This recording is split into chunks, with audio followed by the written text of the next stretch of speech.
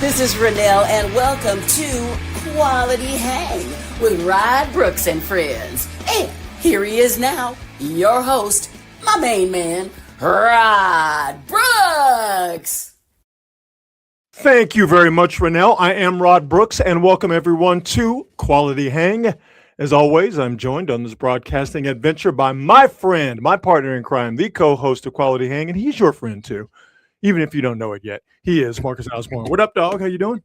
What's good, man? I'm just trying to get to Friday. Yeah. We all are. This week it's been a week. Yeah. They all seem to be a week. It doesn't feel like this one is no different. That's my issue. It does not feel like spring. We haven't had enough sun. We haven't had enough nice days. We just kind of overcast and dreary every day. I'm not getting that dopamine hit that I get this time of year when the temperatures start to change. You need some vitamin D in your life. Yes, sir. You need some sunlight in your life is what you need. That's what you need. Pause. Speaking of pause, I have been thoroughly enjoying Dame Dash making a fool of himself all over the internet by shitting on Jay-Z. I don't know why this dude just can't keep this brother. Jay-Z ain't doing nothing to Dame Dash. Dame Dash's problem with Jay-Z is that the one thing that Jay-Z is not doing is giving Dame Dash any of the billions that Jay-Z currently has. That's the big issue. To me, the bigger issue is why are we still putting the microphone in front of that guy's face? You know why? Because he's gonna say some stupid shit. Yeah, I mean, but it's one of those like. Just because somebody is yelling on the corner don't mean I need to listen to it. Well, you and I know that, but we are in such the hot take era and rage bait era that somebody like Dame Dash, everybody's dying to stick a mic because we know we're gonna say something stupid. Yeah, I guess so. I didn't care to hear what Dame Dash had to say back when Dame Dash was relevant. I definitely don't care to hear anything Dame Dash has to say right now. Just like. I kind of don't really give a shit about what Jay-Z has to say right now. Now, he did, I think it was a couple of weeks ago, he had something to say about actual rapping. And I found that to be interesting because Jay-Z is a genius when it comes to this rap shit. Anything beyond that, I do not care about Jay-Z's opinion. Jay-Z has always been, I'm fine with interviews with Jay-Z because he never says anything completely idiotic. He's just like a regular guy. Sure. But when I hear Dame Dash saying shit like, well, nobody gives a crap about reasonable doubt. Yeah, I saw that too.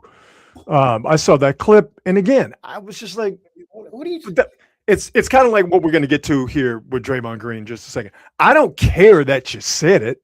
It's just that what you said, trying to be negative about it, is completely and totally factually inaccurate because everybody did give a shit about reasonable doubt. That's why he sold out Yankee Stadium. Exactly. You only mad about reasonable doubt because you don't think you got enough money off of Jay-Z doing reasonable doubt. It's the same thing with Draymond. We'll get to about Charles Barkley. You can say whatever you want to say about Charles Barkley, but to insinuate that he wasn't good his last 4 years of his career with the Houston Rockets is laughably inaccurate. We'll get to all of that in just a second. But we start every show by thanking our presenting sponsor, the fine folks at Hop Monk Taverns. 3 locations to choose from: Sonoma, Sebastopol, and in Novato. And at all 3 locations, they all do the same great things. Fantastic food from a wildly diverse menu, a craft beer selection that is absolutely out of this world. But I love Hop Monk, and you will too, for the reasons I mentioned, but especially because of how they get down as far as live music and live entertainment is concerned. It's all 3 locations. Touring acts from around the country stop by as they crisscross this still great nation, despite its flaws. But I love Hop Monk because all 3 locations, it's a place for local acts and local artists to be seen. I was driving by the Sebastopol location today, and tonight they're having a Mexican rave, which I could only imagine it's a rave that's just a little bit spicier. And there's an Eagles tribute band, cover band, playing at the Sebastopol Hot Monk location. And the name of the Eagles tribute band, Marcus, the Illegals. Tip of my non-existent cap to them. That is a fantastic band name for an Eagles cover band. Nice. So that's how they get down at all three Hot Monk locations. So again, to see what they have coming up as far as live music, live entertainment is concerned, they also have open mic night, open mic comedy night, country line dancing night, trivia nights, all sorts of stuff at all three Hot Monk locations. To see what they have, check them out online at hotmonk.com. Definitely follow them on all the socials. But if you happen to be anywhere near Sonoma, Sebastopol, or in Novato, you cannot go wrong by stopping in at one of those three Hot Monk Tavern locations. By the way, also family friendly as well. You can bring the kids. They don't mind them there. Matter of fact, they encourage kids to show up. So check them out. Hot Monk, 3 locations, Sonoma, Sebastopol, in Novato. And when you do go by, tell them Rod, Marcus, and the folks over at Quality Hang sent you over. Let's get into the meat of the show, and we start with the worst team in baseball. Your San Francisco Giants. And you might not want to claim them as your San Francisco Giants, considering how bad they've started this season. Good news, though, for the Giants. They didn't lose today. Oh. They didn't play today. So it's impossible for them to lose. But for the Giants, who are 14-23, yikes, tied for last in the National League West with the Colorado Rockies, and with this 14-23 record, the Giants are percentage points behind the Mets. So the Giants are the worst team in all of Major League Baseball. So the good news is they couldn't get any worse because they didn't play today. They're going to play the Pittsburgh Pirates for 3 at Oracle Park this weekend. And by the way, the Pirates, they ain't the 27 Yankees, but they're also not the crappy Pirates we've seen over the last 3 decades, it seems. The Pirates are reasonable. They're 20-17. One bit of actual good news for the Giants in this 3-game series. They will not see Paul Skeens, all-world pitcher. I don't know if that gives the Giants a chance to win. It just means that they probably won't get embarrassed by a guy in Paul Skeens who has the type of stuff that will absolutely embarrass you. So, again, Giants' worst record in all of Major League Baseball. The Giants have a run differential, okay? We are not even 2 months into this season. We're creeping up on it, but we're not even 2 months into the season. And the Giants have a run differential of -42. They have that because, well, Giants can't score runs. I'll move this graphic here for you. The Giants are worst in the league in runs and RBIs. As you can see here by this graphic, 115 runs the Giants have scored on this season, going 14-23. The Mets, who are garbage juice, have scored 132 runs. Rough, dude. Giants and the Mets have the same record, basically. Okay, Giants are percentage points worse. But the Mets have found a way to muster 132 runs. The Giants, all by their lonesome, worst in the league at scoring runs at 115. 17 runs behind a terrible and expensive Mets team. Giants, as I mentioned, also last in the league in RBIs, which stands to reason if you're last in runs, chances are you're going to be dead last with a bullet in RBIs as well. By the way, Giants also dead last in stolen bases. The Giants also dead last in walks and home runs. 72 walks. By the way, the Arizona Diamondbacks, the 29th worst team in walks, they have 23 more walks than the Giants do. So why are the Giants not scoring runs? Because they can't get on base and they can't hit home runs. 73 walks and 23 home runs. Josh Dubois of the Associated Press with this tweet that I'll borrow from. The only other team since 1920 that have had the fewest walks and the fewest home runs through 37 games, the 1930 Red Sox and the 1920 Philadelphia Phillies. The 1920 Philadelphia Phillies went 62-91. The 1930 Chicago White Sox went 62-92. It's rough, bro. Rough. It's rough. Capital letters all the way across. By the way, I'm not done with all of these giant problems that the San Francisco Giants have, because it does continue. The Giants have scored 1 run or fewer 13 times over the course of these 37 games. Is it 1 run or fewer? Like this 0 is all you can. Brother, they've been shut out. And this might come as a surprise to you that this is the most in Major League Baseball. The Giants have been shut out 7 times over the course of these 37. That's insane. Bruh. Listen. 7 times. We only played 37 games. That's insane. The only time in Giants franchise history, and this is not just San Francisco Giants franchise history. This includes New York Giants history. The only time the Giants have scored 1 run or fewer over the first 37 games of a season was in 1902. In 1902, the then New York Giants went 48-88, a winning percentage, or really a losing percentage, of .353. That is still the worst percentage, wins and losses, in Giants, New York, and San Francisco Giants history. History in that regard is still on the table for the Giants, although I don't think that they're going to win at a 35% clip. But I think we could – listen, I said this at the beginning of the season. I thought the Giants would be able to hit. I thought the Giants' biggest problem was going to be who would they have behind Webb and Ray as starting pitching, and the Giants' bullpen. Giants have a closer problem, but the Giants' bullpen has been decent. It's got the job done more often than not. Ryan Walker is a completely different story. They don't have a closer.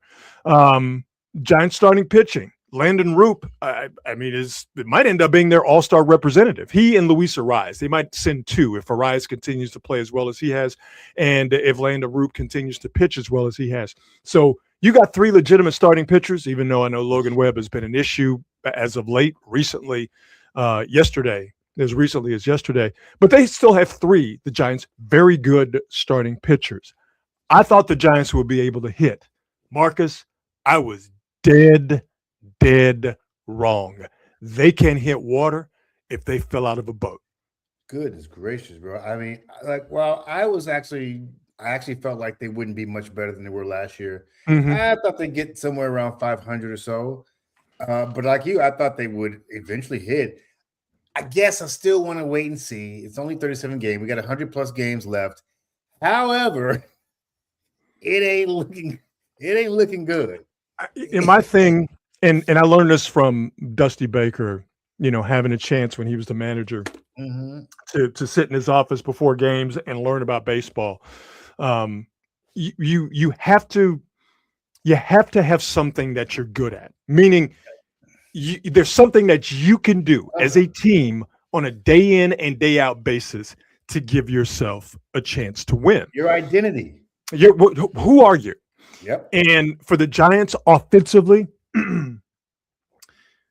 there's nothing offensively that they do to where they can go into a series or go into a game or go into a stretch of games and go, if we do this, we'll give ourselves a chance to win. Do we hit for power? Obviously, Giants don't do that with only 23 home runs, last in all of Major League Baseball. Well, do we get on base and do we run? Giants last in walks, only 10 stolen bases, so they don't get on base and they don't create havoc with speed and athleticism. Okay, well, do we have a guy in our lineup that teams have to worry about, that pitchers have to pitch around, and that affects the rest of the lineup? I mean, their leading home run hitter is Casey Schmidt, who's been great, and Luis Ariz has done a very good job. But that's it. They don't have. Yes, it's early, Marcus. You're 100% correct.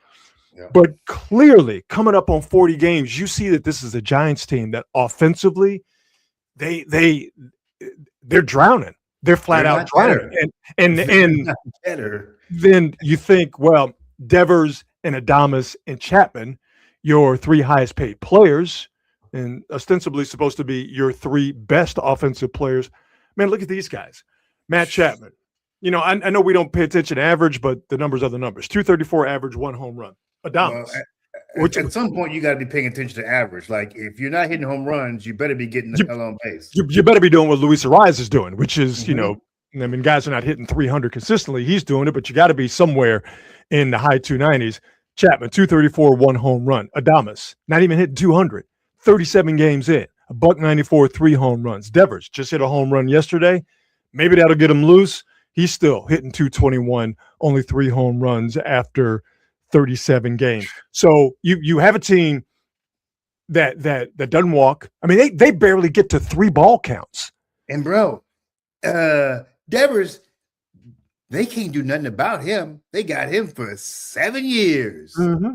They got Chapman for a long time. They got Adames for a long time. I mean, they are in baseball purgatory right now. And there's a chance that one or a couple of those guys could wake up. It took Adames a couple of months, and then when he woke up, he was very representative. It took Devers a little while after the trade from the Red Sox, but I'd say the last 6 weeks of the season. Maybe I'm being generous, so say the last month of the season. Rafael Devers looked like a guy like, that's Pop in the middle of your lineup that you can pencil him in every day, and that dude is going to be a problem. I think Matt Chapman, he's kind of crested the hill, and you just want to get something productive out of him and hope that he continues to play defensively third base. I mean, honestly, Chapman has always been around she's always been around for vibes anyway. Let's be honest. I mean, he's a vibe dude. I mean, I'm not saying he's not productive. That his primary function is to bring some vibes, especially now. I get what you're saying. Manager, etc. I think his main thing, though, is defense, and he's still good defensively. I don't know if he's necessarily still Gold Glove caliber, but he's still very good defensively. But really, he's such a zero offensively that it's hard to appreciate what he does bring you defensively. And again, I think defensively this year, he's taken a step back. Now, is that because he's gotten older? Is that because it's because of his offense? His offense is affecting his defense? I don't know. But clearly, it has been a down year for him. But my point is that I think you could still make a reasonable case that it's early and Adames and Devers will wake up and start to hit to numbers that are representative to what's on the back of their baseball card. But I just think the overall get down coming up on 40 games and 60 games is when you really kind of look at a team and go, you can make a good judgment about this is who we are, good and bad. You're close to 40 games in, and you're a team that is bereft of power. Your offensive approach in terms of taking walks seems to be non-existent, and you don't have any speed. I don't know, even if Devers and Adames get hot. Let's just say they get hot. I don't know if there is enough to supplement the possibility of those two guys getting hot offensively. It really is that bad. And listen, man, I just didn't see it coming to start this season. I really didn't. And the scarier part could be, these guys could get hot eventually, but by then it might be too late. And they're down 11, 12 games by the time we get to the break, and it's a wrap.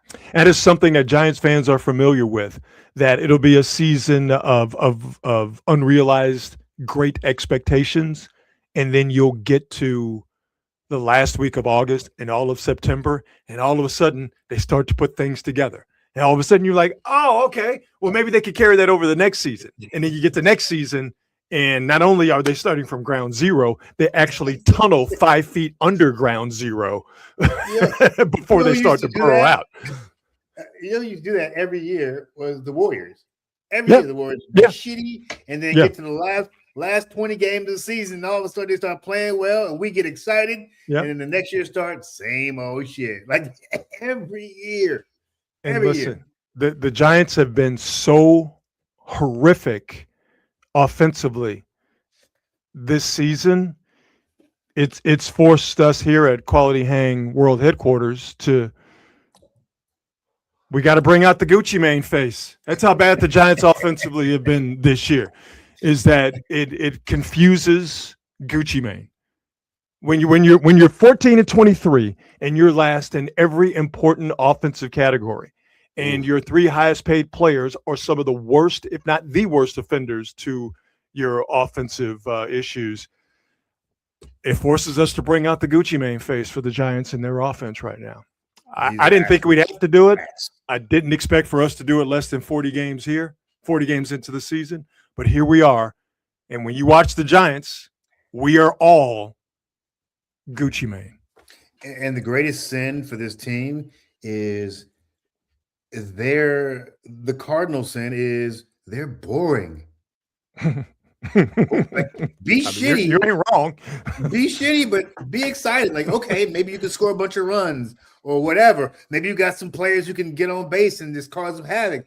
Give people something to be excited about when they go to the ballpark. When you hit me with that 7 shutouts in 37 games, what are we doing? It's you would almost rather than be able to score and just have a pitching staff that, you know, is shaky when it comes to starters and just full of combustible arms and not in a good way in the bullpen. I'd rather you score 8 runs and give up 9 a game than you. I mean, like what we saw yesterday.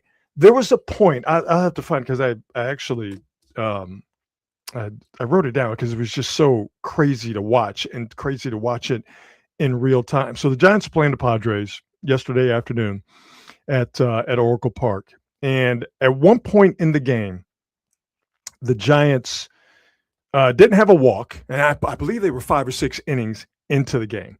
Giants didn't have a walk, which is not surprising, and with them having the lowest base on ball rate on the season. Giants and the Padres combined for 2 runs, 5 hits, most of those for the Padres. And the Giants had 7 strikeouts over the course of, like, their batter struck out, not their pitcher striking out 7 Padres. Yeah.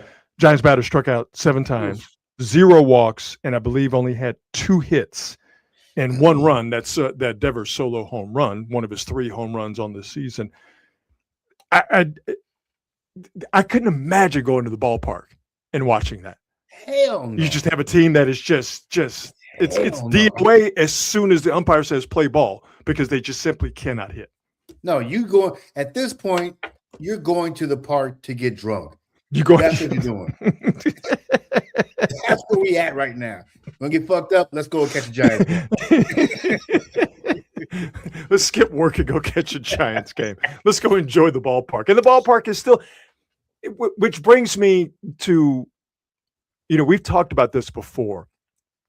The Giants as an organization, their get down, their reticence to tank, to use that term, to lose, to possibly get better.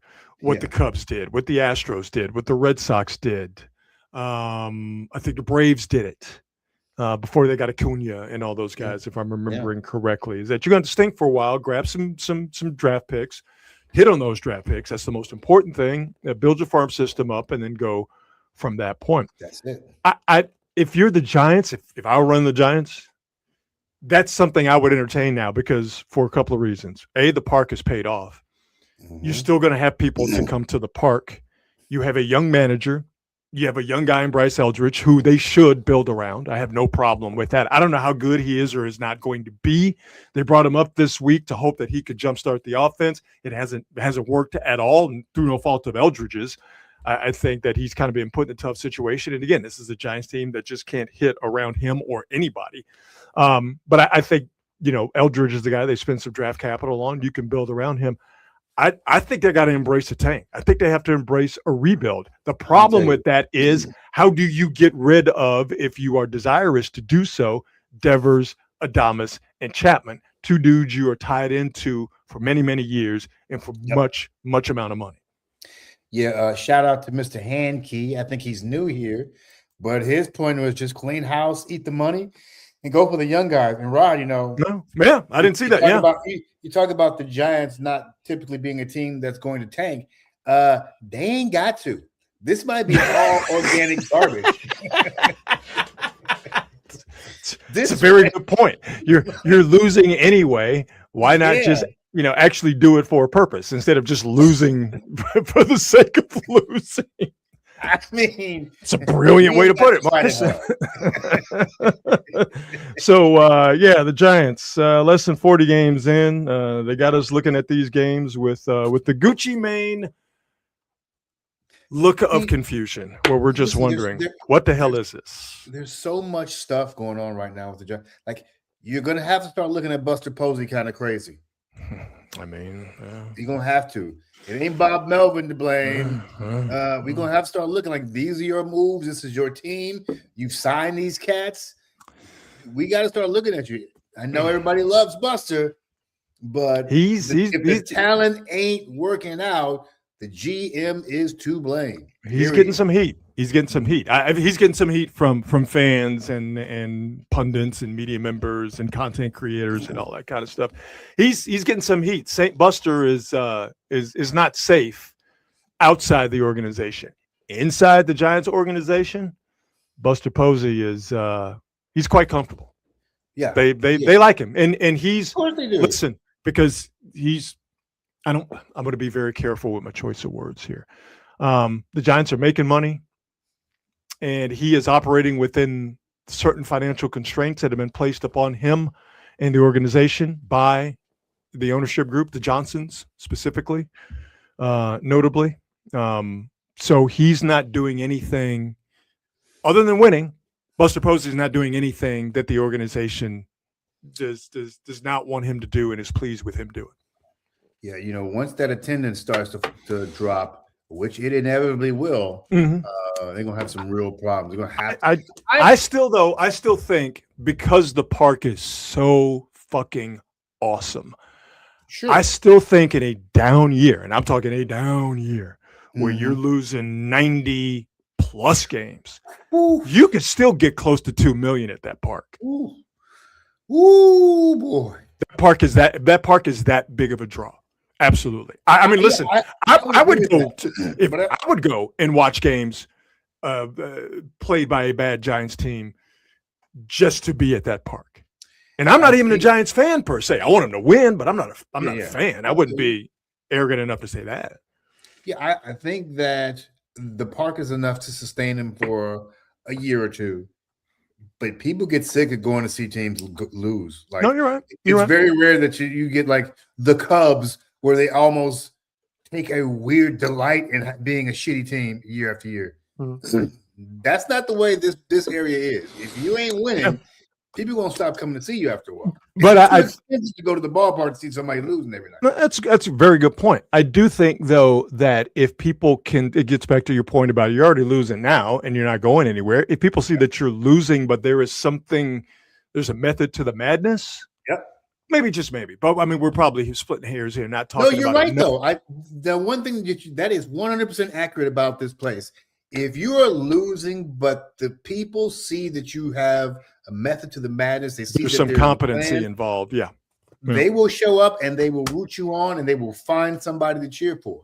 I completely and totally agree. So again, the Giants off today, take on the Pirates for 3 starting tomorrow at Oracle a Park. couple of quick baseball notes. Yes. Mike Trout is back, which is awesome. Yeah. I mean, when Mike Trout's not hurt, Mike Trout's good. Mike Trout's ball, and Shohei's not hitting. Yeah. But he's pitching the hell out of the ball. Yeah. And here's the thing. I mean, the difference between the Giants and the Dodgers. One team is stacked because of the money that they've spent. Another team has tried to spend money, maybe hadn't spent it wisely.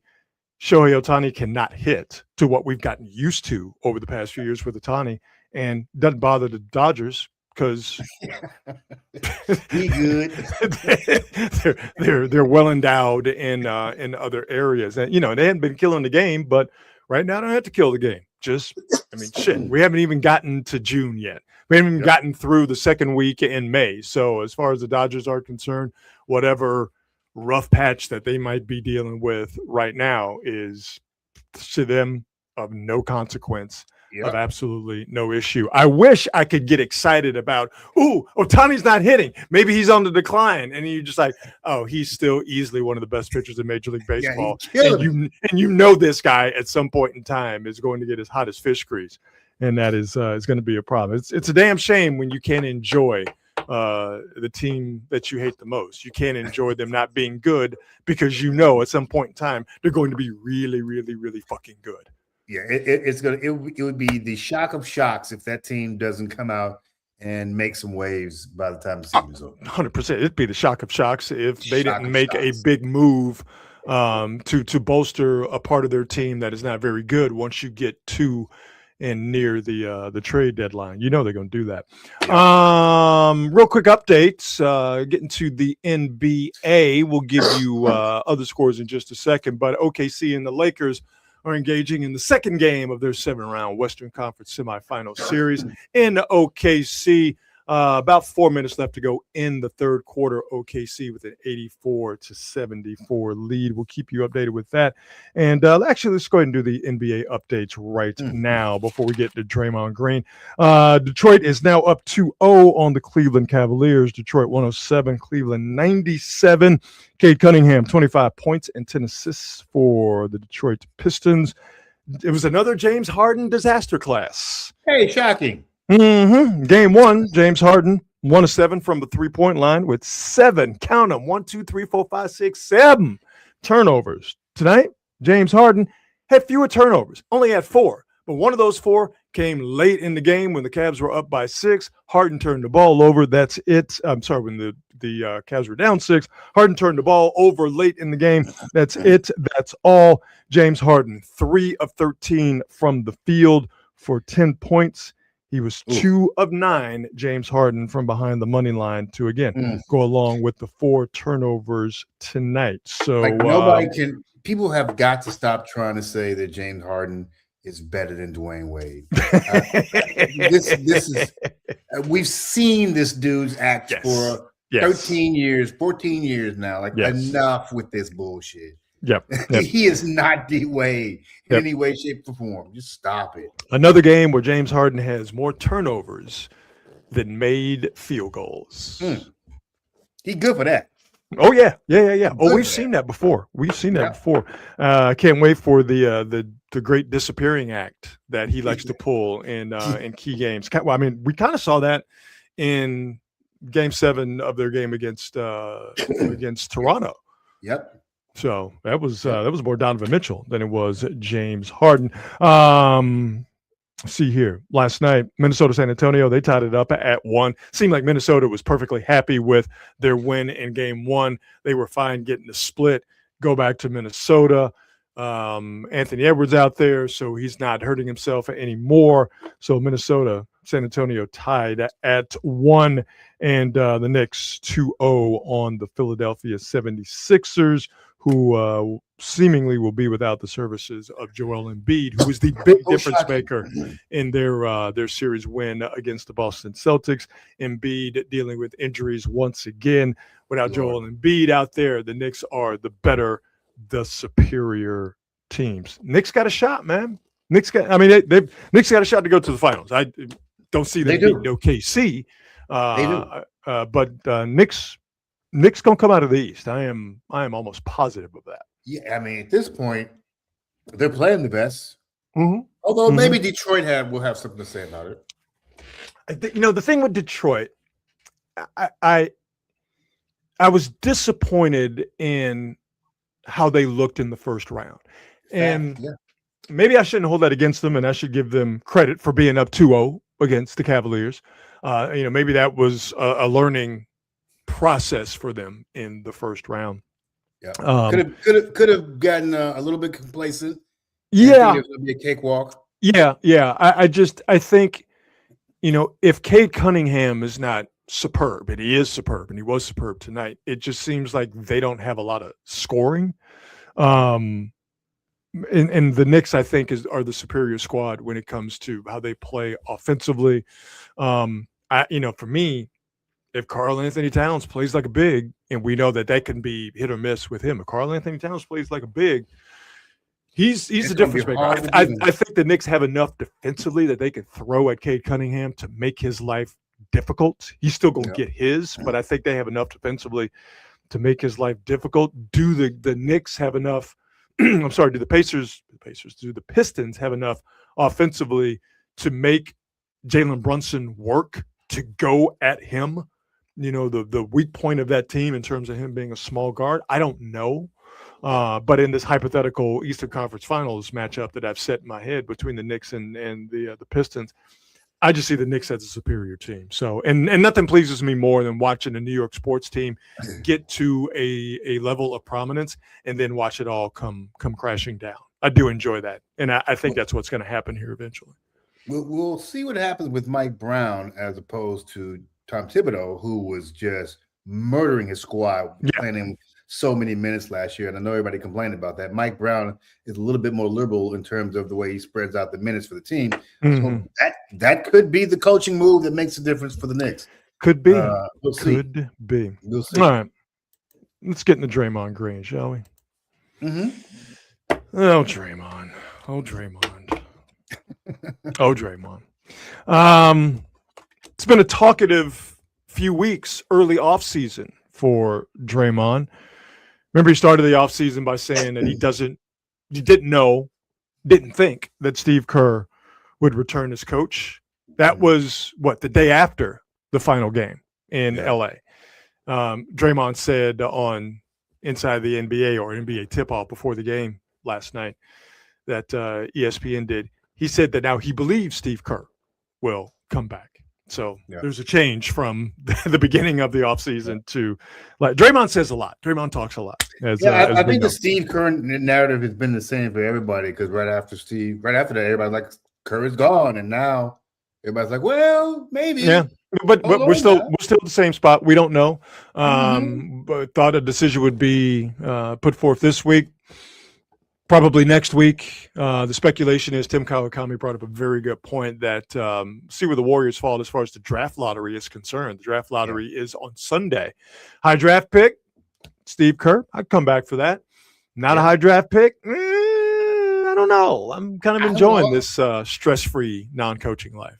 I would also if I can't have Joe Lacob in the basketball decisions. Like you can't be in it, and you can't be trying to control that. You're not that guy. If I were Steve Kerr, I would have to have great assurances that he would not be a part of the player selection process if the Warriors do get a pick that is high in this year's upcoming NBA draft. So anyway, so Steve Kerr, Draymond said he didn't know if Steve Kerr was going to be the coach. Now he says he thinks Steve Kerr is going to be the coach again. Draymond says a lot. Draymond also told us that he told Steve Kerr that he doesn't think that Steve Kerr likes him being Draymond, and that reportedly moved Steve Kerr to tears.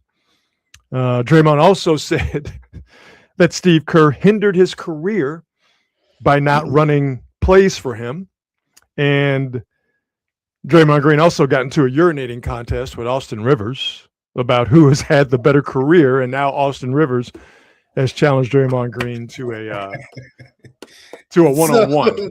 By the way, not to run the fade, which I would watch. Austin Rivers has challenged Draymond Green to just come see him at the park, and they can settle this like men on the basketball court with a not so friendly game of one-on-one. Jesus, take the wheel. These are just a couple of guys who like to hear themselves talk. Like very Austin much so. Austin's in that same category. He just likes to hear himself talk, and I'm kind of fine with all of it. I like a little bit of trash talk. I expect it. And it's weird, Rod. Trash talk doesn't bother me in basketball. And when people are talking hoops, it doesn't bother me. But in the other sports, football, baseball, I'm like, stop talking. But it's just, you know what I'm saying? Like culturally, we're so used to people just kind of clowning each other and talking shit. Yeah. In hoops. And it's just almost it's baked into the culture. But other sports, I want you to be respectful. So it's been a chatty 2.5, 3 weeks for Draymond Green, but last night Draymond Green really stepped into it when he said this in response to Charles Barkley saying that the Warriors' run is over because Father Time is undefeated. Wins with that 37-38. You said what you said. I want to hear if he believes what you're talking. Yeah, I mean, I think the goal is just to not look like you in the Houston Rockets uniform. Yeah. Is ultimately the goal for us. Like, we don't want to What does that look like?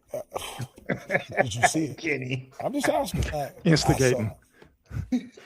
I saw it too. Yeah, Kenny instigated with a capital I, dog. Well, because Kenny Smith knew. At Charles Barkley's 4 years in Houston, well, they didn't produce a title. They lost in the Western Conference Finals, Game 6 to Utah in 1997. I was there, sitting courtside when Charles Barkley decided that he wanted to double team Karl Malone instead of actually double teaming John Stockton, who got open for 3 because of Barkley's missed assignment. Also, Karl Malone with a nice moving screen, but even still, why are you double teaming Karl Malone when John Stockton's the most dangerous dude? They needed 3 to win. They got 3 to win. But Charles Barkley's time in Houston, like I said, I saw it. I was there. Okay. This is not, I heard about it. I was there. I saw it. I was covering the team at the time. Charles Barkley's time in Houston was fruitful. Okay. Hey, he was still good. Listen, I don't care if Draymond, if he should have said or if he should have not said what he did last night. He's a grown man. Draymond Green can say whatever he wants. The problem with, quote, not looking like you did in a Rockets uniform, to use that as a pejorative dig and as a supposed insult is wildly inaccurate. That's the problem. Okay? That's the issue. Because what you said was not true by any stretch of the imagination. Barkley's 4 years in Houston averaged 16.5 points a game, 12.2 rebounds a game, and almost 4 assists a game. Draymond's last 4 years. He wasn't the guy, but he was not trash. In any it was way, Dream, it was Clyde Drexler, and it was Charles Barkley. Mm-hmm. Okay, that's how that went. Draymond's last 4 years, 8.6 points per game, 6.5 rebounds a game, 6 assists per game. So if we want to talk about the end of your career and what it did look like or what it may look like, Charles Barkley clears, and it's not even close by any stretch of the imagination. Yeah, I think that goes without saying. Like Charles Barkley is one of my all-time favorite players, and it bothers me when I tell people. I even tell people they're like, yeah, if all things being equal, I would probably take Charles Barkley over some of the guys that people like. I'd probably take Charles Barkley over Giannis, and I'm not even kidding. I'm not even kidding. I'd probably take him over Giannis. He's not the defender that Giannis is, but you couldn't stop Charles. I mean, boy, stop him. As much as I love Chuck, I'm going to take the 7-foot guy over the 6'4.5" guy. but the career numbers for each guy, they are not much different. No. I love that there are two. There's really 3 Barkleys. Young Chuck, fresh out of Auburn, was a problem. Okay, all piss and vinegar, but an athletic freak, quick, fast, smart, could dribble. You couldn't stay in front of him. He would back you down. Young Chuck might be my favorite version of Charles Barkley. Oh yeah, he was throwing people through windows and shit. Well, that was Phoenix Chuck, and that was well-rounded Chuck. That was Chuck giving you 47, 48 in game 7s. That was Chuck hitting game winners over David Robinson to win playoff series. That was MVP Chuck. That's when he was the 3rd best basketball player on the planet behind Dream and behind Mike. That version of Chuck he's clearly one of the absolute greatest players of all time. 100%. Just that version of Charles Barkley. When you combine young Chuck, MVP Chuck, and then 4 years with the Rockets Chuck, that to me right there tells you're talking about somebody who is clearly one of the 25 best basketball players to ever step on the court. And by the way, Chuck and Draymond are very much more alike than they would like to admit. Mm-hmm. Which is probably why they will butt heads, which is probably why it'll be entertaining television in 2 years when Draymond Green is sitting up there on TNT if Chuck decides to stick around. See, I didn't find it entertaining now. To me, it seemed like Draymond got his feelings hurt, and he thought he was going to land a body blow, and he dropped something that not only did it not land the way he wanted it to land, he said something that was factually wildly inaccurate.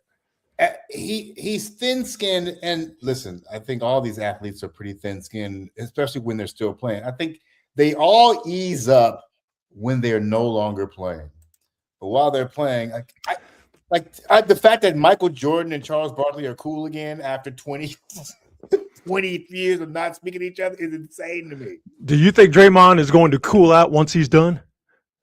Yeah, I do. I actually do. I think that all those guys, people like that, if you are a person who Charles, for all intents and purposes, that was him when he was on the floor. That's Draymond when he was on the floor. That's where mostly Oakley, all these knuckleheads, Lane Beer, all these people like that when they're on the floor. But what ends up happening is they kind of mellow out when they're not in the game anymore. Because what else can you do? What do you got to be mad about? What do you got to be pissy about? Yeah, well, you know what? Although I will say, you know who else is thin-skinned? Shaquille O'Neal is pretty thin-skinned. Yeah, it's wild to see how thin-skinned he can be. But at least he still has a sense of humor. Barkley has a sense of humor and will poke fun at himself. I think the thing with Draymond is that not only is he humorless, he will not poke fun at himself. And fine, you don't have to. I don't care. But he will not poke fun at himself. And clearly, he will not stand for fun to be poked at him. And when it is poked at him, or he gets a bit of information that he doesn't like, he lashes out. And it seems pretty petulant at times, like what we saw last night. And let me tell you something. I know a little bit about TV. I know a little bit about the media. Petulance don't play, bruh. It don't play. Well, like I said, I don't think I think about Charles Barkley. They was very much the same as Draymond.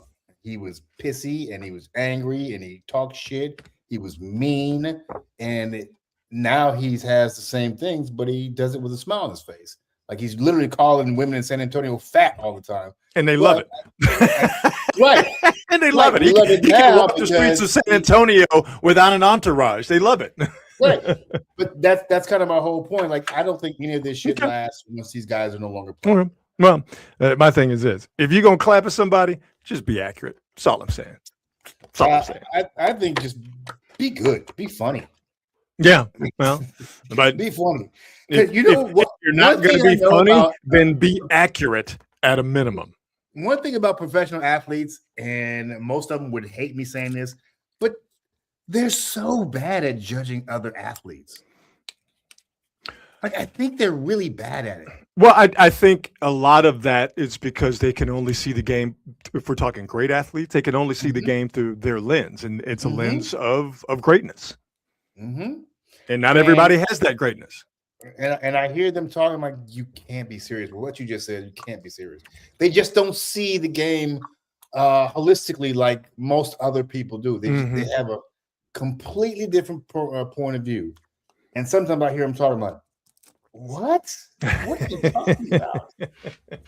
Like when I hear Gilbert Arenas or I hear some of these other guys talking like with their opinions about, I watched somebody on one of these opinion shows. I'm like, I don't know how you reach that conclusion. Yeah, I can't watch. I don't know how. God bless them. Everybody should be able to operate within this media sphere. This whole thing we have going on. I'm never going to shit on anybody who's out there doing it unless they really deserve to be shit on. I'd rather just ignore it. Clearly Gilbert Arenas is again, he's a basketball expert. I don't give a god damn about anything he has to say.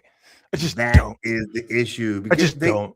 I am truly a who's the messenger type dude. Kevin Garnett, I'll listen to. Love Kevin Garnett. Love Kevin Garnett. What's watch a show with just KG on it. Oh yeah, 100%. What's the one? It's what is it? Club 520. Who's the basketball player on that? Is it Brandon Jennings? Brandon Jennings. Yeah. Well, is he still on there? I think so. I don't care what Brandon Jennings has to say. And again, Brandon Jennings, I don't care what you have to say. You didn't even play in the league, which is entirely fair. I'm not going to shit on your ability to do it. And I'm not going to say you shouldn't do it. I'm just like, And now I'd rather hear from KG. I'd rather hear from Barkley. I'd rather hear from Kenny Smith. I'd rather hear from Udonis Haslem. You know what I mean? I'd rather hear from Carmelo Anthony. I do like UD. I do like UD. I'd rather hear from Blake Griffin. Some people just have it. But again, most of those guys aren't playing anymore. I'd rather hear from Chris Mullin. I'd rather hear from Festus Ezeli. Am I being biased because I know him? Absolutely. I'd rather hear from them. So, that's just my own personal opinion. I agree. And I, fortunately, I have to put Draymond on a list of I just don't really care what you have to say. I wouldn't even brought his name up tonight if he just had not have been just so wildly inaccurate about the last 4 years of Barkley's career in Houston. He wasn't good. Like, I mean, he's slow down, Playboy. Know what any of that stuff is. No, there's no excuse. Nope. You got to know. Oh, I'm not saying you don't have to know. I'm just saying I hear some of these people talk, and when I hear them talk, I'm like, oh, you're saying that because you don't know what the fuck you're talking about. Well, he should know. He's a basketball expert. He knows the history of the league. Draymond Green is an excellent basketball player, Hall of Famer. Nah, I can't. If that's the case, I can't let you slide with that. Nope. Well, I'm not disagreeing with you. I'm just saying. Old enough to know if that's the case. I think he suffers, like many of the current athletes do, from simply not knowing shit past their own era. Yeah, but here's the deal. Which also drives me crazy too, because when I hear some of these guys talk about history, I'm like, you literally don't know what you're talking about. If you gonna try, if you go up the poll and you're gonna be like the last 4 years of your career was garbage, then you better have it on good authority that the last 4 years of your career was garbage. Because if you don't, you sound silly. Well, that's my point. I'm agreeing with you. I'm saying it's because these dudes don't know shit. But I know we're agreeing. He should know better. They all should know better. No. I'm talking about Draymond specifically as someone who purports himself to be an arbiter of what's right and what's not right within the framework of professional basketball. You should know, especially if you're going to try to use it as a clapback. You should know that the person you're clapping at, if you're trying to say we don't want our last 4 years as the Warrior to look like what you look like in Houston, you should know better than that. He should know specifically better than that. I'll let that slide with other dudes. Now you gonna do all that talking, then you need to have the facts. I don't think that's just a Draymond thing. That's my thing. But I'm only talking about Draymond. I don't care about the other guy. I'm only talking about Draymond. And if you're gonna walk around here being Billy Badass and giving your opinion about this, that, and everything, and saying this, that, and the third about this, that, and everything, then you need to know what you're talking about. I agree. I'm only talking about him. Everybody else, you're more bothered by it than I am. I just I'm bothered. I'm bothered by it because he would hold other people to that exact same standard. Yes, that's the hypocrisy of all these dudes. I don't bang with it, but I agree with you. He should be better than hypocritical. Yeah, I mean, again, you're not wrong. It just doesn't bother me. I know. I mean, might not bother you. It might bother some people more. It's also because if we're talking about him, then that was the flaw in what he presented last night. And it's halfway to bars. Nobody gives a shit. But I'm just saying that if you're gonna be that dude, then you need to be on top of it with the facts. And maybe maybe the point you're trying to make and the jab you're trying to throw might actually land instead of the internet literally coming together in unison to pile on Draymond to say he don't know what the fuck he's talking about in this regard. Because if the script were flipped, he'd be on people's head top talking about if they said, well, you can't have it both ways, brother man. Of course he would. Oh, I don't know. Until somebody, I don't see too many dudes who are different. Put it that way. Like I don't see this as a special case just because it's Draymond. I see it happen with all these dudes. I don't think he's any better than any of the other guys, or worse than any of the other guys. I think because it is specifically Draymond. But why though? That's because he's Draymond. Yeah, see, I don't know. I don't see that as a reason because you're Draymond. Because he's always talking. Because everybody's always talking. I hear Kwame Brown. Not to that Kwame extent. Brown is talking all the time. Wait talking all the time. Wait a minute. Ain't nobody heard from Kwame Brown in years since he was riding around in his truck doing all them goofy ass videos. And Kwame Brown and Draymond Green talking. They're not one of one. But no one's listening to Kwame Brown. Kwame Brown is not on Inside the NBA. I mean, maybe there's something specific about Draymond that other people feel. It was the messenger. It was the incorrect message, and it was the show in which he delivered that incorrect message, and the person he delivered it to. So it's worse that the way he did it is worse than anyone else. Yes. Yeah, I don't. Maybe it is. I don't see it that way. Yes. I feel like which is why everybody universally is like, "What are you talking about?" Well, of course, and deservedly so. Deservedly so. Like I like it. I actually like it when people get exercise and jump on people. But I don't mind it. Just be factually correct. You weren't factually correct.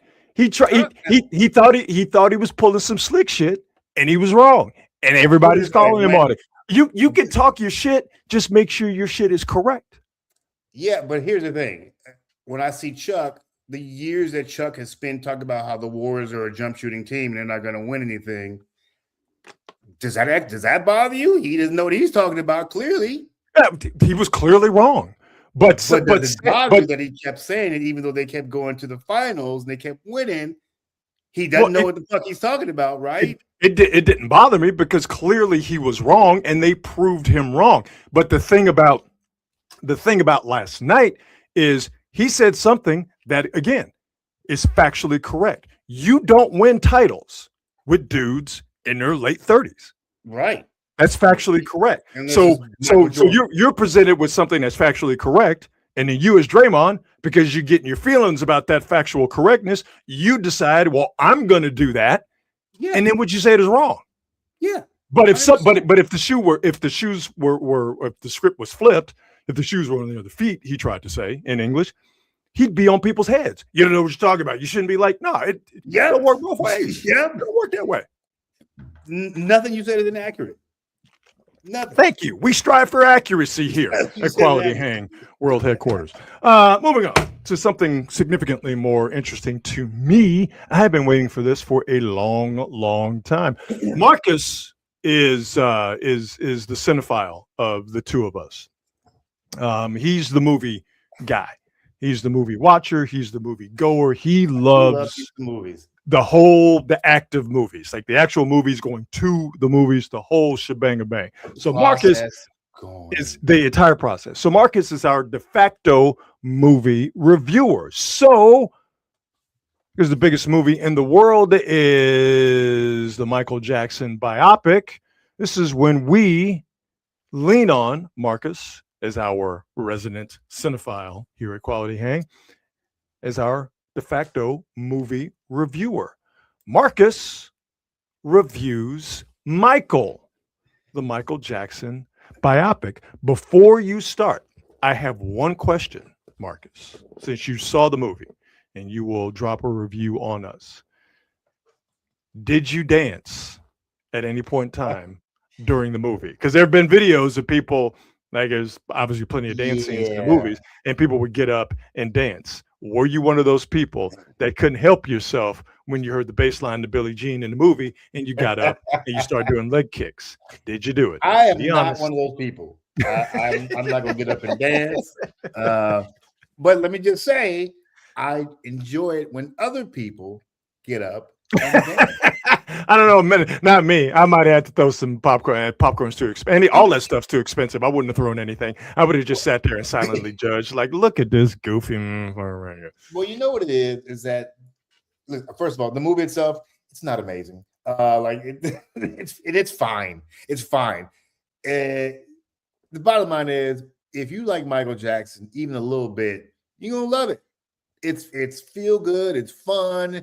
You get to see like the original shade of Michael when he's like Jackson 5 Michael, and then you get to see him up through Thriller Michael, which is right before the real change hit. So the skin transformation and the nose transformation that tracks all the way through the movie. Yep. You see him gradually lighten. It's like the thumb emojis on your computer where you see it gets darker or lighter as you go across. Michael Jackson is like a human emoji in this movie. You see the skin lighten gradually, and you see the nose sharpen gradually as the movie goes on. And it seems like it's so subtle you almost don't notice it. Is that what you're telling me? And listen, the good thing about it is the actors in this movie are phenomenal. Coleman Domingo is Joe Jackson, Neil Long is Catherine Jackson, Miles Teller is in there, is John Branca manager. I mean, it's such a fun ride. Part of the criticism is that they don't touch on any of the, more nefarious stuff in Michael Jackson's life. But part of that is because this thing is set up for a sequel. And by the way, don't be shocked if we get a sequel. Yes, I was going to ask that. I've heard rumors, even when the trailer came out 6 months ago, 8 months ago, whenever it was, that this is all set up if the movie made money, which it did, and it continues to make money, that there was going to be a sequel to this that 100%. Would possibly touch on the more salacious aspects of Michael Jackson's life. Definitely we'll see it through, because the movie stops. When does it stop? At the Bad album? Yep, right after Thriller, the Hype, Thriller, etc. Okay, so 1986, let's say, to the end of his life, that supposedly is the premise for the seemingly definitely on the horizon sequel. Yeah. I mean, listen, they try to. I mean, they try their best, but I think that, and this is just my own speculation, I think that in order to get this movie made, they probably had to make a few concessions in the storytelling. Right. And so it as opposed to a real hard look at, it's not like Ray, put it that way, where you saw the flaws and all. It's basically Michael Jackson is this shy kid and he's a budding superstar, et cetera, et cetera. And he needs to break away from his daddy, and he needs to break away from the management that he has because he wants to set himself apart, as he wants to be bigger than Elvis, etc. All this stuff, and you see, and this is all stuff we all heard about. His feelings were hurt over the Grammys, having Off the Wall be the biggest album of the year, and him going to the Grammys and losing. So all that stuff is a part of the story. But honestly, all we really care about is Michael's nephew. I forgot what his name is. Jafar. Yes. Yeah, Jafar. He looks like Mike, sounds like Mike, moves like Mike. I mean, and it's a trip because they almost scene for scene recreated some of the most pivotal moments in our viewing of Michael Jackson. The Don't Stop Till You Get Enough video. That is almost a complete remake of that video. The Motown 25 moment. I don't know if you remember that. Oh, yes, absolutely. But the way they did it in the movie, dude, it's literally basically a recreation of that entire performance, shot for shot, even to the point where I don't know if you remember this because I watched that so many times. But there's a part in that performance where at the end of Michael Jackson's performance, everybody stands up and applauds, and there's a little kid who stands up who's right in front of the camera. They even have that little nugget, and so Michael Jackson is one of my 3 favorite artists of all time. I'm always ride for Mike, even though I do believe might be a pedophile. But movie's great. It's fun. It's so much fun. A couple of things, the 3 things. The salacious and sort of getting into more of a grittier version of the story. I think it's important for people to understand, if they don't, that the music is the star of the movie. Yep. Okay, absolutely, dude. The fact that his nephew looks like him, and we'll get to that in just a second, and the faithful recreations of important moments from, as you mentioned, Motown 25. If I'm not mistaken, I think they show when his hair catches on fire in the Pepsi commercial, and other moments highs and lows of Michael Jackson's life.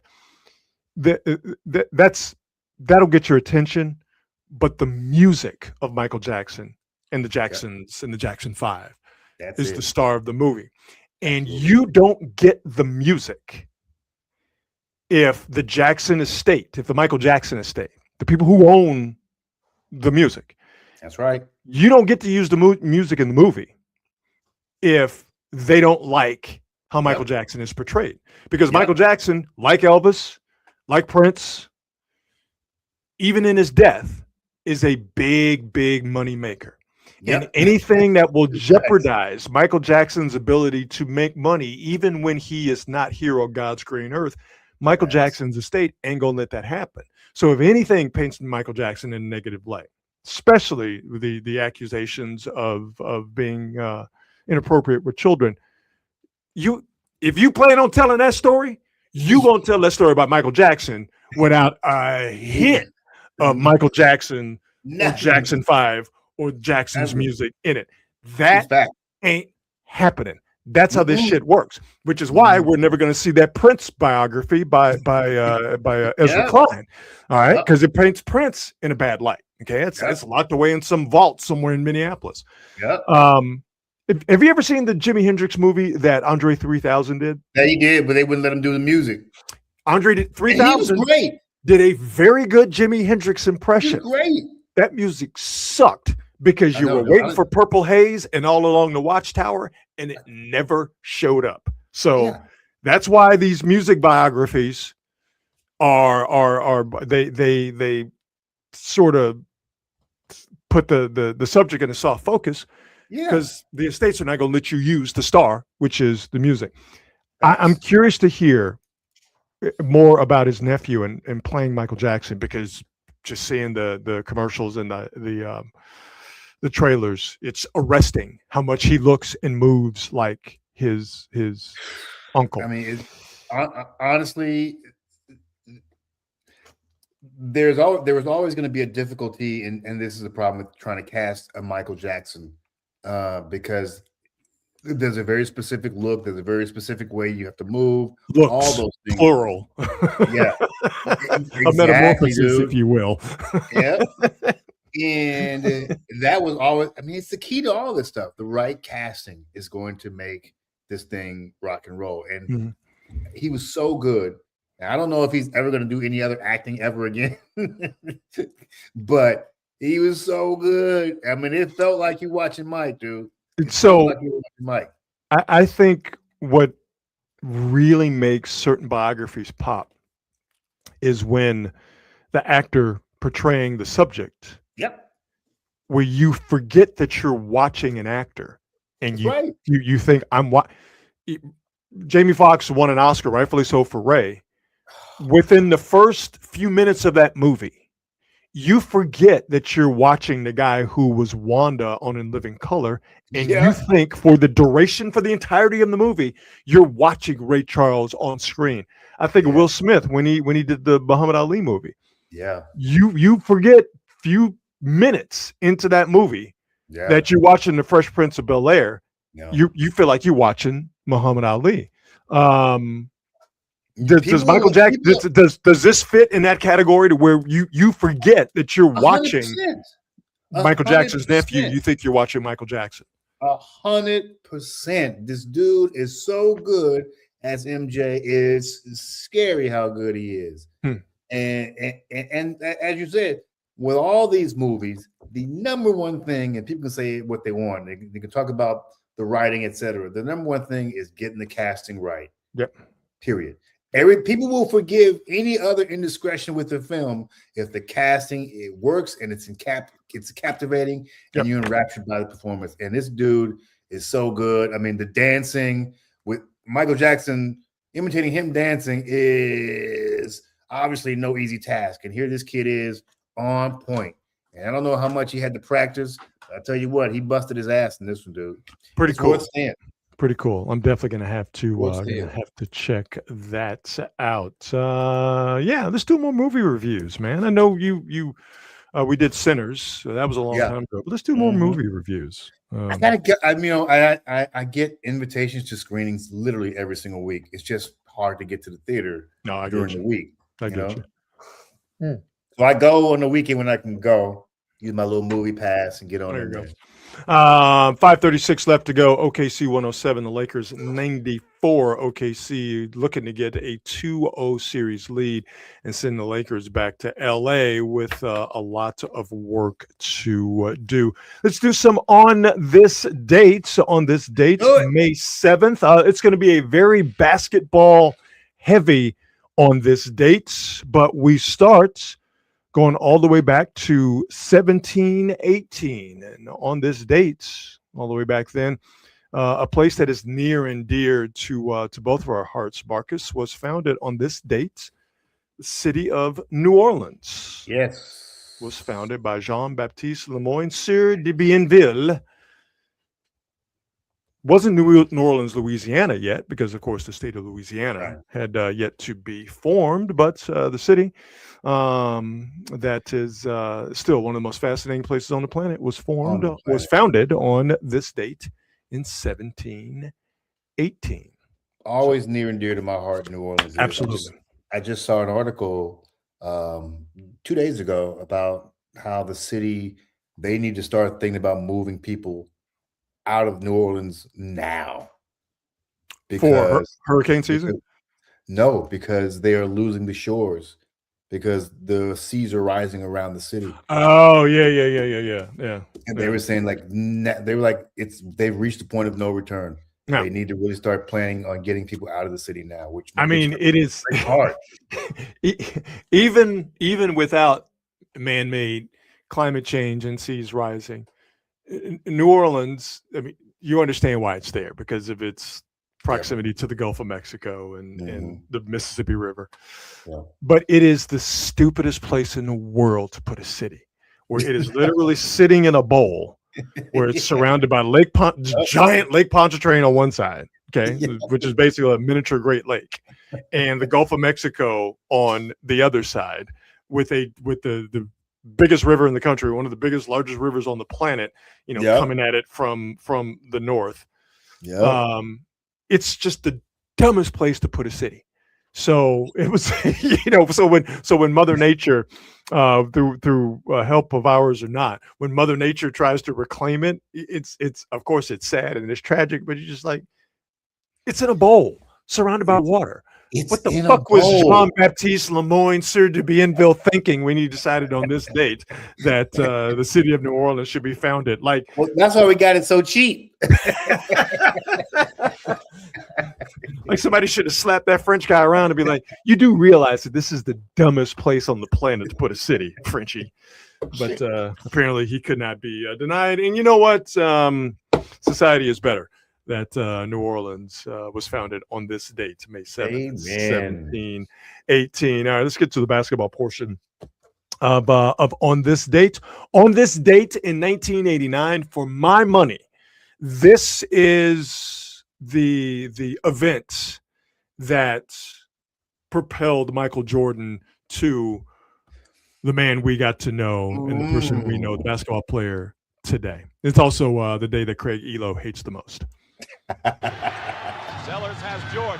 Jordan with 2 seconds to go. Puts it up and scores at the buzzer. Michael Jordan has won it for Chicago. Michael Jordan hit the basket at the buzzer. Jordan to the circle. Puts the shot in the air. Good. The game's over. And the Bulls have won. Jordan beat him at the buzzer with a jump shot in the circle. Oh my God. Michael Jordan hit the shot on this date in 1989, knocking the Cleveland Cavaliers out of the playoffs. It was back then a best of 5 series in the first round. That was just two very important points of Jordan's eventual 44 to go along with his 9 rebounds and 6 assists. A couple of things I want to point out here. I know, and we actually talked about this on Quality Hang a couple of weeks ago, that the 63-point game against the Celtics in overtime, that was the eventual loss. That was the Jordan coming out party. And that was obviously a hell of a game. Yeah. But to me, this is the one that started the rocket ride. Yeah. And I want you to notice a couple of things. In that game against the Celtics in 86, Jordan was not double teamed. They didn't deny him the ball. They didn't run double teams at him. They didn't do any of that stuff. He got what he wanted. By this time, Michael Jordan was a dangerous, dangerous person, everybody in the NBA. So I want you to watch here and see if I can find the angle. Michael Jordan has won it. I always say also that Brad Sellers was a couple of seconds, or if not a millisecond away from getting knocked out by one of these Jordan fist pumps as Brad Sellers comes in to celebrate. Like he could have clocked right there. Well, watch how they defend Jordan on this other one. Okay, so they denied Jordan the ball with I think that's Brad Daugherty. I'm not exactly sure. Yeah, Brad. They tried. Okay, so they try to deny Jordan the ball with Elo and Daugherty. So already it's different than what they did not do against him against the Celtics, where they did not double team him at all. So they tried to deny him the ball at the top. He goes to his left, and remember the talk with Michael Jordan early was he can't go to his left. You have to force him right. He goes to his left to make this shot. The circle, puts the shot in the air. Good. The game's over. And the Bulls. And he knew it once it left his hand. Brad Sellers almost get clocked. And Craig Elo falls in disappointment. On this date, Michael Jordan hits the shot, knocking the Cavs out of the playoffs in '89.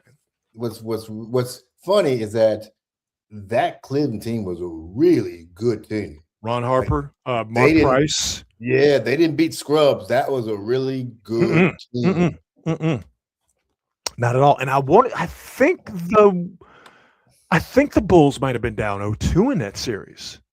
They may have been, because this is a 5-game series. No, wait, 5-game series. It was 5 games. Was a 7 yes, sir. Nope, 5 games. I remember the first round was 5 games. Was always 5 games. Yep. That's amazing. Amazing. Yep. Speaking of first round series being 5 games, on this date in 1994, it's the first time in NBA history, albeit in a best of 5 series. That's important for reasons we'll explain later. An 8 seed beat a 1 seed. Remember this one.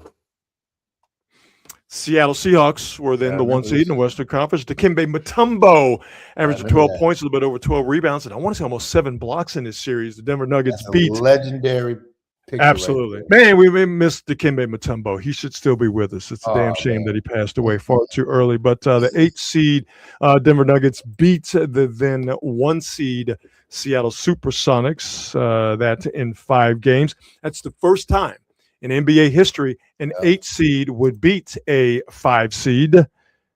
But again, it was the best of 5.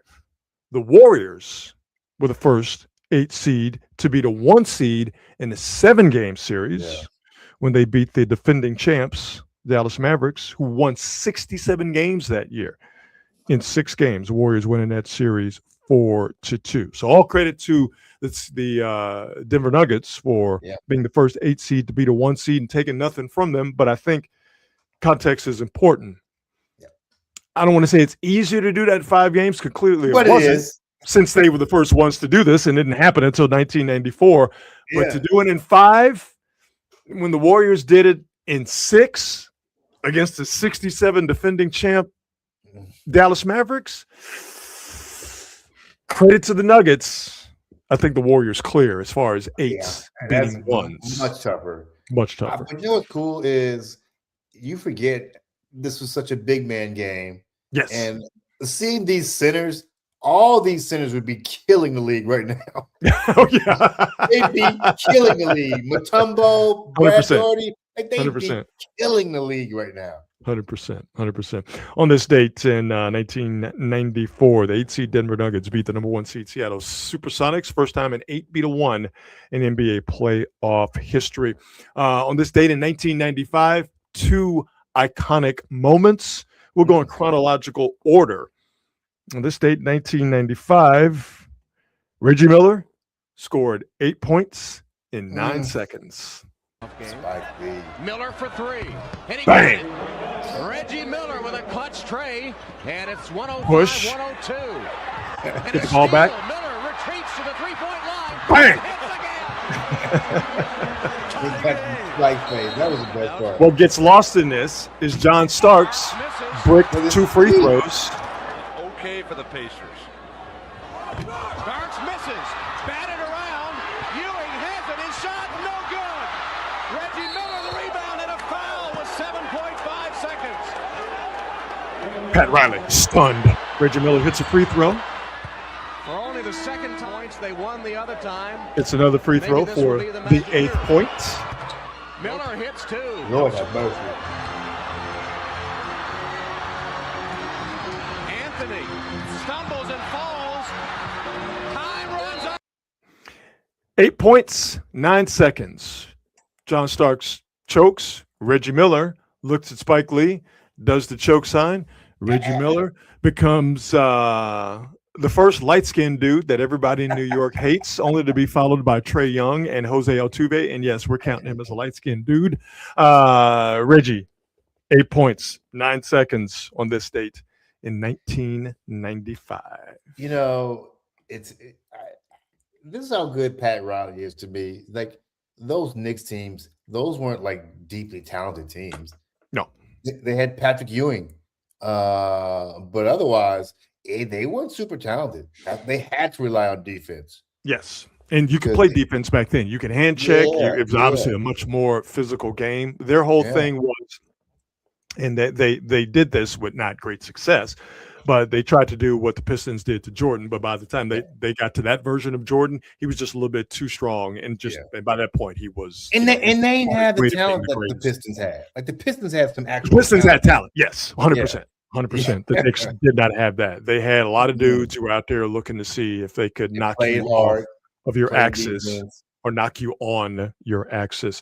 Real quick updates. Oklahoma City has now a 2-0 lead on the Los Angeles Lakers, 125-107. They eventually, OKC did pull away from the Lakers, so the Lakers go back to LA down to nothing. We continue on this date, and we stay in the year 1995. On this date in 1995, Michael Jordan came back in his first playoff game after his baseball adventures. Nick Anderson stripped him from behind in game 1 of the East semis. Again, it was Jordan's first playoffs back after his baseball dreams. And that was a good Magic team. And it was a Magic team that had a lot of length and athleticism on the defense. And it was length and athleticism that Jordan clearly wasn't ready for, wasn't in shape for. And that was the beginning of that series, a series that the Orlando Magic eventually won. Couple of quick notes here. That was the last time Michael Jordan wore the number 45. Nick Anderson, who stole the ball from Michael Jordan, said, and I'm paraphrasing here, that he could steal that ball from number 45 because Jordan wasn't what number 23 was. Next game, Jordan wore 23, still lost the series, but after they lost that series, Jordan told his trainer, meet me the next day in the weight room and to get ready for the next season. Next season, of course, Michael Jordan won 3 straight championships. That was the beginning of Jordan winning 3 straight championships. And also, this is just for us sneakerheads out there. I know, Marcus, this ain't your thing. But also on this date in 1995, Jordan got the ball stripped from him. The last time he wore 45, but it's the first time he wore what many people consider to be the greatest pair of Air Jordans, the Concords. The 11s, the ones with the patent leather. First time he wore them, Michael Jordan, was on this date, May 7th, 1995. I loved those shoes. I was very tempted to get them. And then I saw the price on them. Like, you know what? I'm going to get these Adidas. Let me see what these Ewans is talking about. I saw some Reeboks that I like. That's pretty sly. I'm going to get them. Let me get these Shaqs.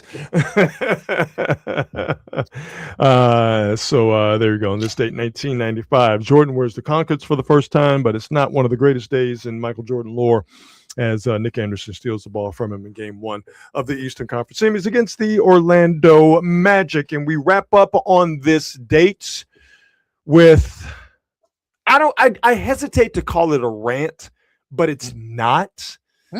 But it's maybe it's just a stream of consciousness. I like it. On this date, Allen Iverson wonders, why are we talking about practice? I'm supposed to be the franchise player, and we're in here talking about practice. I mean, listen, we talking about practice. Not a game.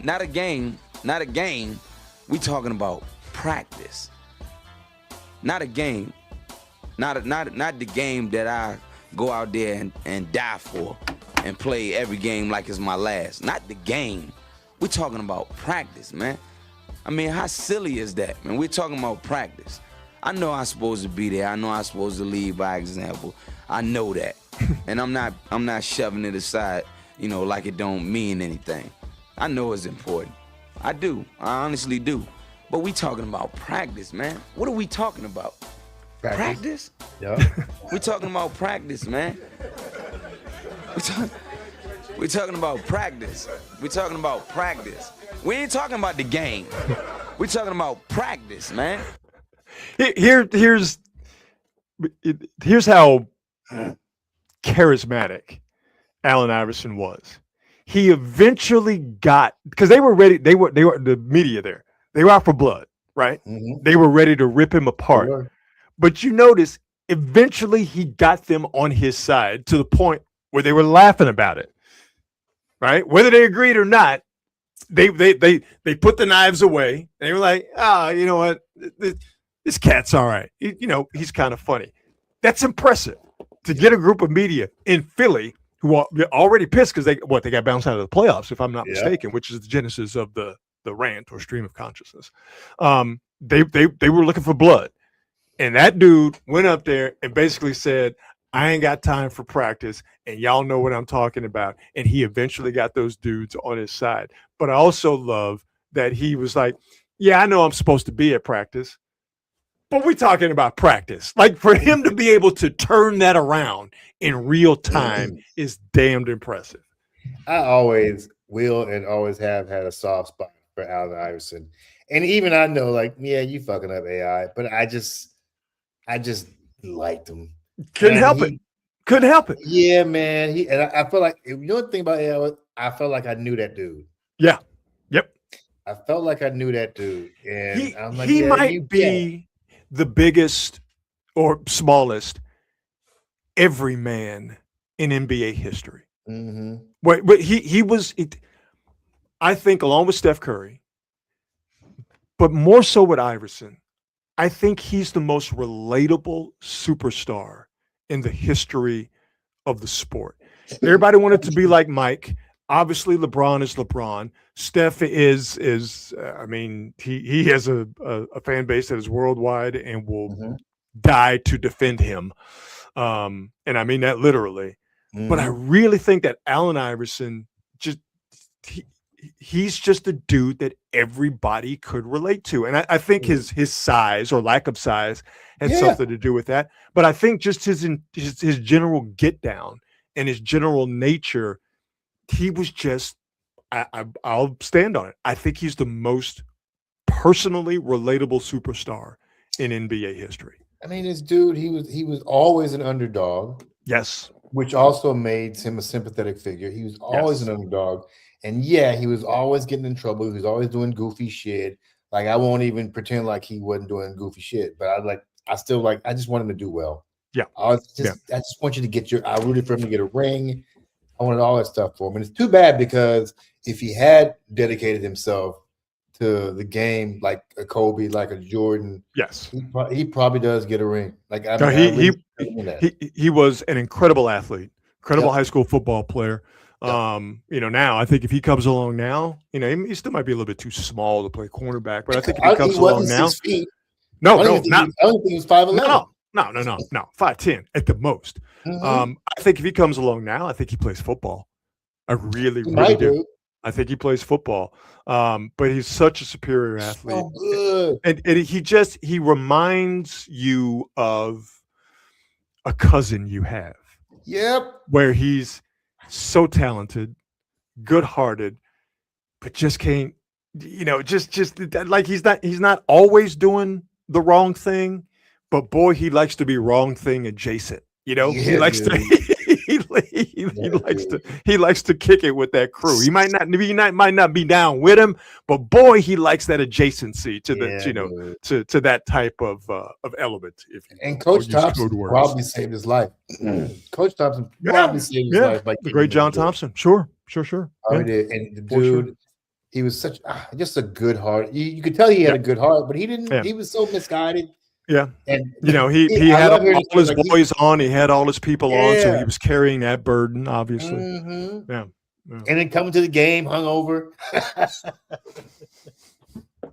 And still balling. But you know what? It's quaint when Mickey Mantle does it, but Allen Iverson does it. All of a sudden, it's so wrong. Oh, terrible. Yeah, Mickey Mantle's one of the boys. Yeah.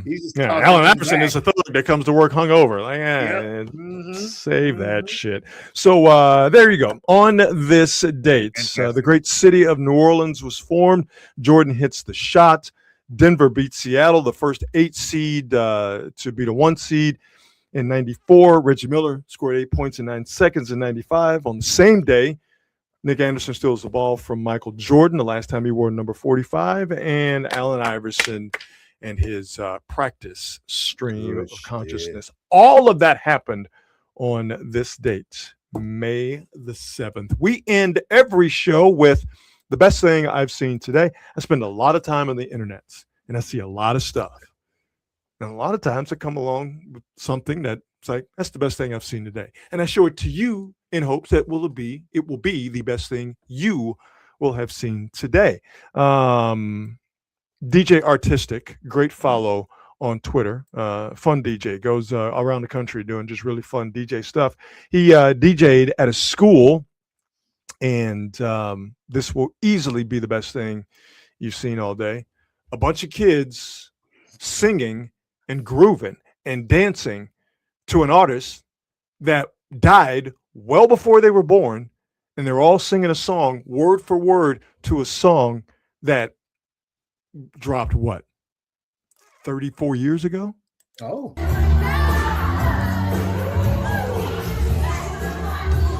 Hey! Who knows the song?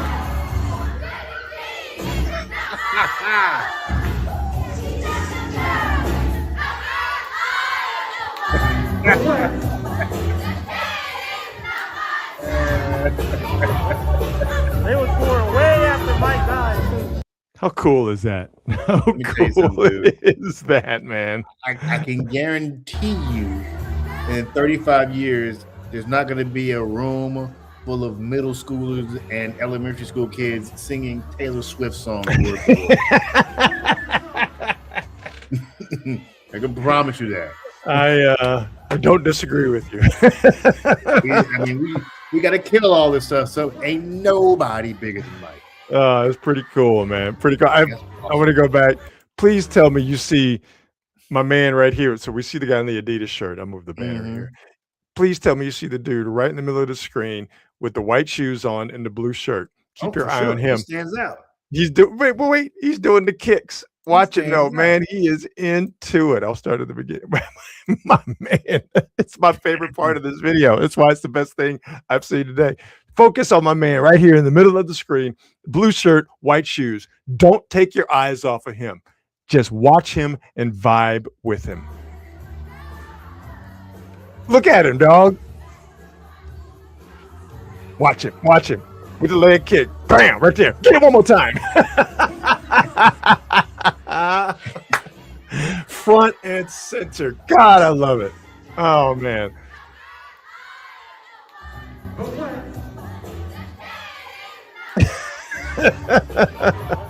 Pretty cool, man. That is pretty cool. And that is the best thing I've seen today. Hopefully it's the best thing you've seen today.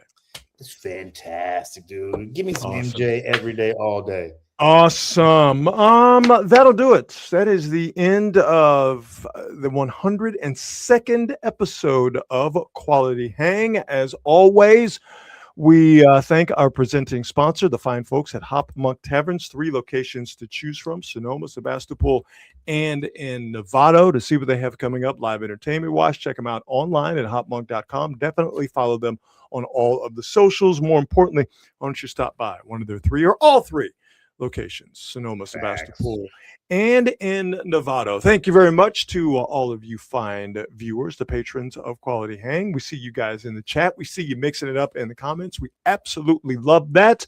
We'll be back on Monday, I believe. And we'll do our regular Monday and Thursday thing next week. Marcus, once again, it was a Stone Groove, my man. Let's do it, baby. All right, my brother, have yourself a fantastic weekend. Everybody out there, have yourselves a fantastic weekend as well. And remember, be good and be good at it. We'll see you. Bye.